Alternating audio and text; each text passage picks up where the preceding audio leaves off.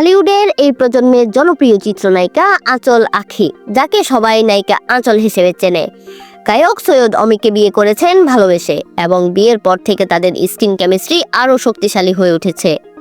অমির গানের মডেল হয়ে তিনি ব্যাপক দর্শকপ্রিয়তা পেয়েছেন।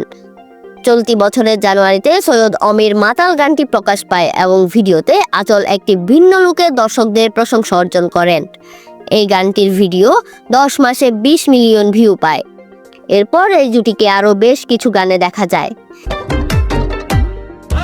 মাতাল বানাইছে আমারে, মাতাল বানাইছে, পাগল বানাইছে আমারে, পাগল বানাইছে, মাতাল বানাইছে আমারে, মাতাল বানাইছে, পাগল বানাইছে আমারে, মায়া লাগাইছে।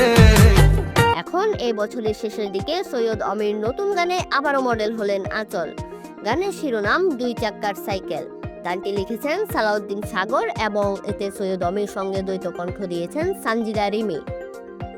গানের সুর করেছেন AN ফারহান আর সঙ্গীতায়োজন করেছেন সৈয়দ অমি নিজেই। কোরিওগ্রাফি করেছেন রুহান ও বেল্লাল। সৈয়দ অমি বলেন, অনেক প্রত্যাশা নিয়ে গানটি তৈরি করেছি এবং ভালো একটি ভিডিও নির্মাণের দিকে মনোযোগ দিয়েছি। সিলেট ও মালয়েশিয়ায় শুটিং করেছি যাতে লোকেশনে বৈচিত্র্য তৈরি হয়।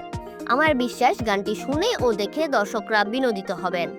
গানটি তার ইউটিউব চ্যানেলে মুক্তি পেয়েছে।